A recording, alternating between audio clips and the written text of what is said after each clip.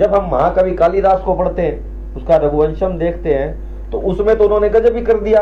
उन्होंने दलीप, रघु, अज, दशरथ, राम, लक्ष्मण, शत्रुघ्न, भरत और फिर लव और कुश और फिर अतिथि के अलावा 29 अन्य राजाओं का भी रघुवंशी राजाओं का उसमें वर्णन है, उसमें उसके अंदर रघुवंशम में। और ये सारी, उसके बाद रघु के बाद फिर भगवान वाल्मीकि रामायण देखता हूँ, उसका 1 से 59 और 72 तक पेज देखता हूँ, तो उसमें तो क्या है कि रघु के बाद फिर उनके परवद्ध, शंखन, सुदर्शन, अग्निवर्म, शिगर्ग, मरु, पशुष्पक, अम्बरीश, ययाति, नाभाग, अज और फिर दशरथ आते हैं। ये इतनी लंबी फहरिस्त है।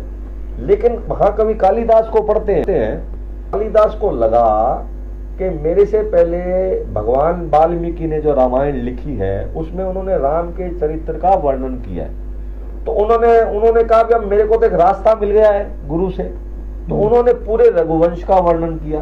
तो नहीं, दलीप के बाद रघु, अज और दशरथ। लेकिन जब हम स्कंद पुराण देखते हैं तो उसके अंदर आता है कि रघु के पुत्र पर्वत हुए, फिर उनके पुत्र शंखन हुए, फिर उनके पुत्र सुदर्शन हुए, फिर अग्निवर्मा के बारे में भी आता है कि वो थोड़ा राजा ठीक ठाक नहीं था, बढ़िया नहीं था। शीघ्रग्र हुए, फिर मरु हुए, फिर पशु शक हुए, फिर उनके पुत्र अम्बरीश हुए, फिर ययाति हुए, फिर नाभाग हुए, फिर अज हुए। उसके बाद दशरथ और फिर वही राम के बाद फिर उनसे छोटे भरत थे, उनसे छोटे लक्ष्मण और उनसे छोटे शत्रुघ्न।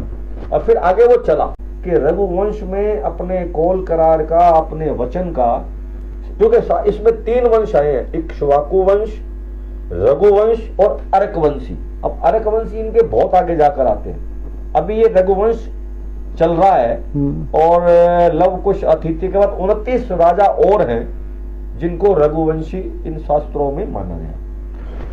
चलिए राजकुमार जी, आपका बहुत बहुत धन्यवाद, आभार। आपने इतनी जानकारी दी, हमारे जो दर्शक हैं वो इससे लाभान्वित हो रहे हैं। और मेरा आप सबसे एक परम निवेदन है कि आप इस वीडियो को शेयर कीजिए, क्योंकि यह वीडियो हमारी संस्कृति से जुड़ा है। एक प्रयास है राजकुमार सोनी जी के द्वारा, और मेरा ये सौभाग्य है कि मुझे इनका सहभागी बनने का अवसर प्राप्त हुआ। तुलसी सीता राम में दृढ़ राखूं विश्वास, कब हो बिगड़त ना सुने श्री रामचंद्र के दास।